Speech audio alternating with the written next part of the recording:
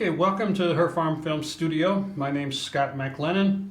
I'm the Executive Director of Global Mountain Fund and the founder, I guess, of Her Farm Films. I have a special guest in the studio with me today. Her name is Anu Shrestha, and she has a fascinating story. You know, she grew up in a small village, mostly Noir village. She was the second oldest out of 6 children and the first oldest girl, so a lot of responsibility fell to her as the oldest girl. She was the first to graduate with her school leaving certificate, first girl graduate with her school leaving certificate out of her whole village. But that was just one of many things that she was first in. She was one of the first licensed rafting guides in Nepal as a female. She started her own group to teach rafting to other women. They recently competed in a river rafting competition where they took in 6th place. And now she started a project that she calls Life Trek.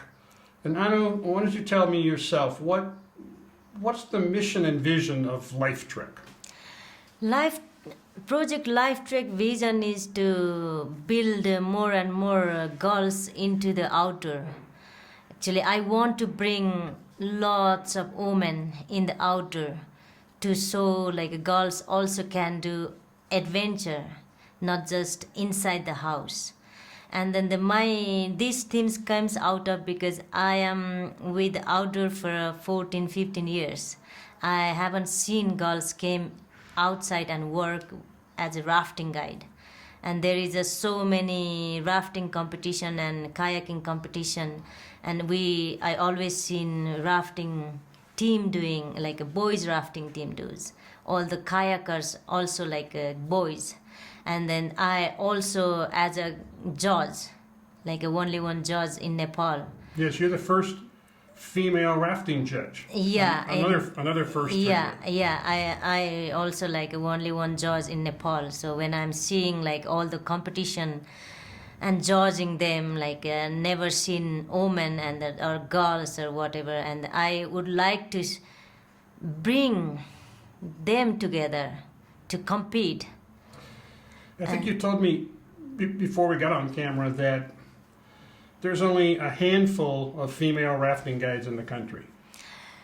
Yeah, there is a very, very little, even not, we don't have a 2-hand counted. It's still not enough in 2-hand. I started my journey from 2008. Since then, like we are 4 or 5 girls. Since then, I just seen like 2 or 3 girls in this field in 14 years. So in 14 years, you're only aware of 2 or 3 other women who've entered this field, after us. After your original group. Yeah, it's like actually we are a licensed rafting guide in Nepal is 7 or 8, not more than that. So we are still not in 2-hand. What are some of the barriers you think to women getting into this field? It's also about like what is our Nepali culture.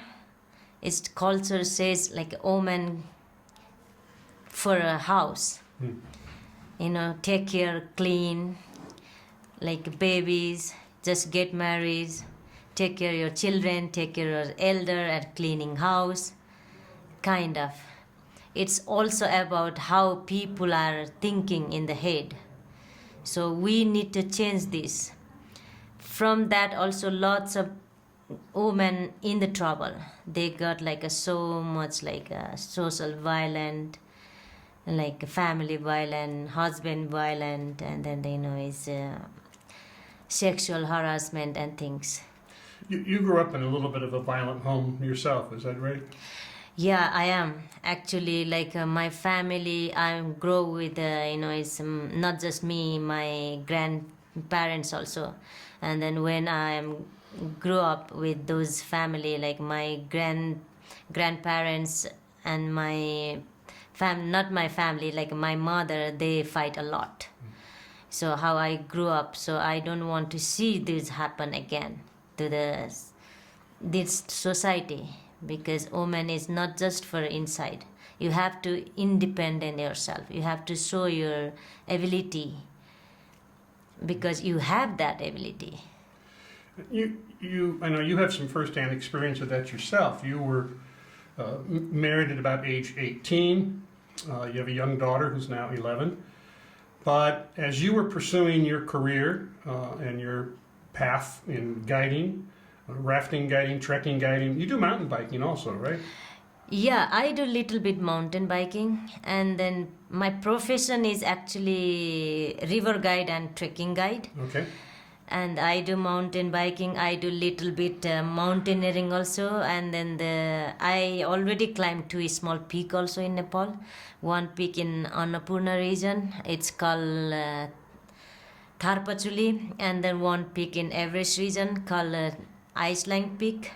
So I already climbed two peak also, and then I had a training also like a basic mountaineering course. But this career, these pursuit of these activities and these non-traditional activities for a Nepali woman, they ended up costing you your first marriage, and you had to raise your child as a single mother for a number of years. Yeah, it is not easy to be a single mother. I have lots of struggle inside, but I can say that struggle is not easy. Really, really hard. I have to able to help my family. I have to able to help my daughter. I have to grow up myself with a different training. It's also cost. And it is terrible time how I did all the struggle, and now I am here. I'm happy. If I want to talk all my struggle, it will be so long history. What challenges does Life Trek face right now? I know you recently had a campaign on GoFundMe, trying to raise some money for equipment.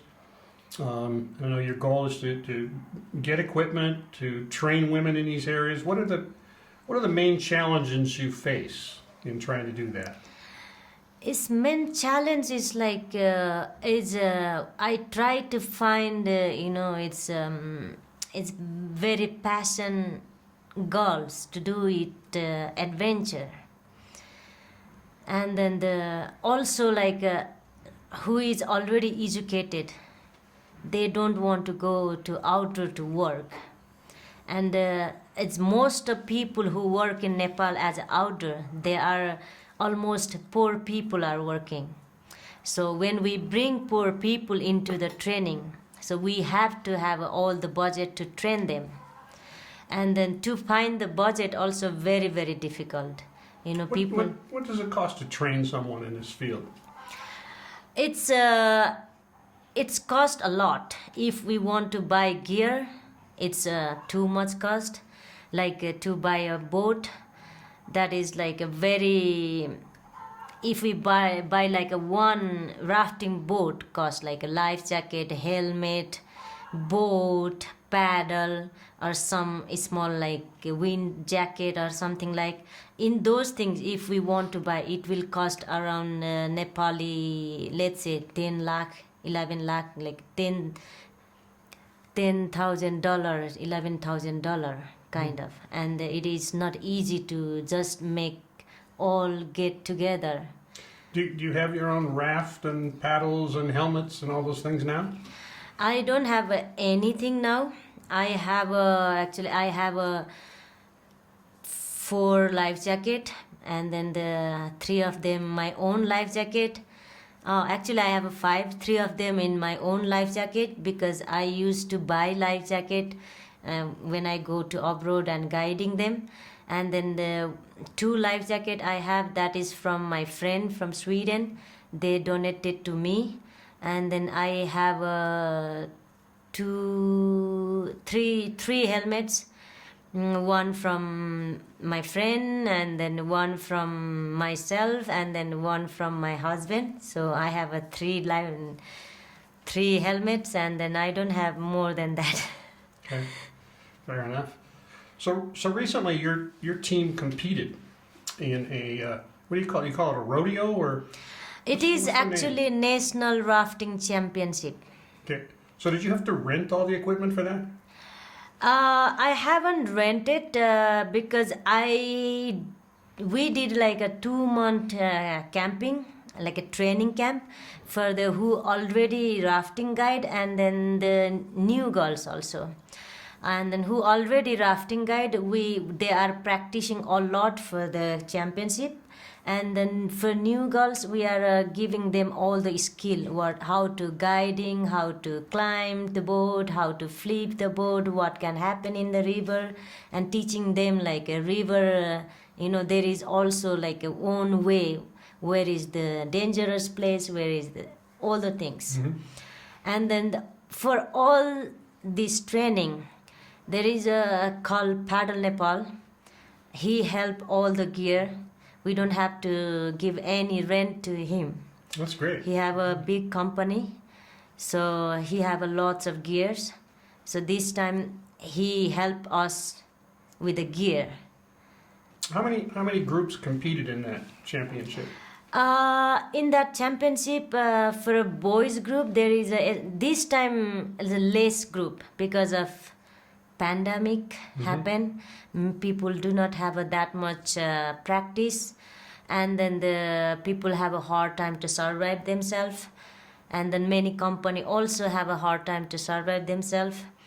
That's why this time we have a 9 group of boys team, and then the Project Life Trek bring 2 women trip.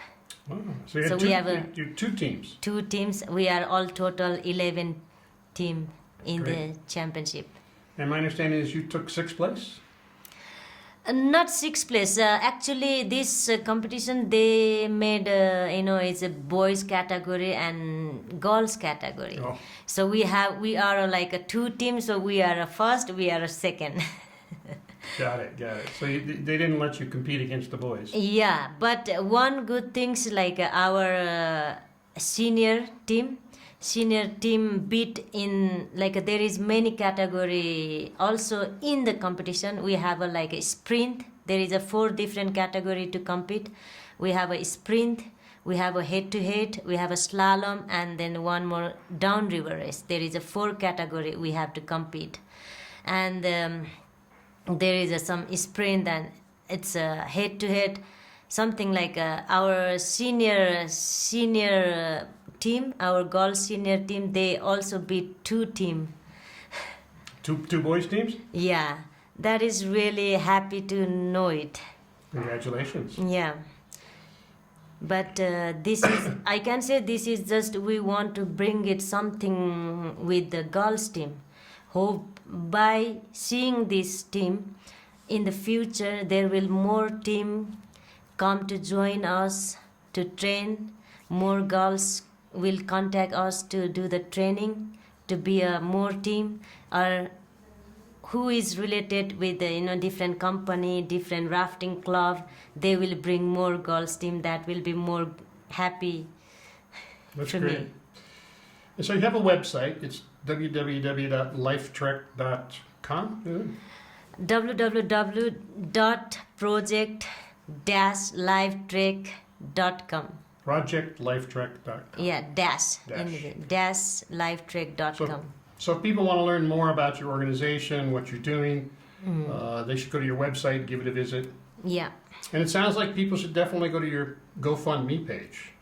Yeah, inside my page, at the project page, there is a GoFundMe page as well. Okay, because it seems like one of the main challenges right now, in order Yeah. to attract more women into this field, you have to be able to train them and equip them, Yeah. and give them the opportunity to get out there and hopefully earn money and get a job in the field, Yeah. and become an independent person.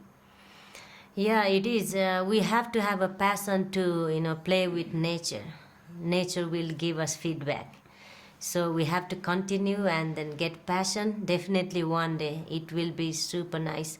Also, for the Nepali guide, also now is so much opportunity because lots of Nepali rafting guide work in the abroad, not in Nepal. They work in America, Europe, Japan. You also Every- work in Japan part of the time, is that true? Yeah, I also work in Japan as a seasonable rafting guide, and then I go to Japan for the summer, because summer is the good season for the Japan, and that is bad season for Nepal because its summer is too rainy season. Yes. Okay, well, I want to thank you for being here today. I hope that people will visit your website, www.project-life- Trade. No. Lifetrack .com. project life dash. No. www. Why can't I get this? www.project-lifetrack.com. Go there and hit the GoFundMe button while you're on that page too. Thank you for being here today. Yeah, and also like if somebody would like to help donating by gear also, and they can directly email us. That also we are appreciate their support by the any gear for the outdoor. Okay. And for those of you watching, we did a longer interview with her earlier that's all in Nepali. We're going to try to get that subtitled and get that up on the internet so you can learn even more. But I wanted to just quickly get in here in English while I had a chance and get right to the crux of the matter. What do we got to do to make Project Lifetrack more successful? Train more women, attract them to this field, get them employed, get them good jobs, get them standing on their own 2 feet, and at the same time change some perceptions, change some ideas about what women are capable of, because they're capable of so much more than cooking and cleaning and raising children. Namaste. Thank you for your sweet time today. Namaste. I'll see you again later. Thank you to you also.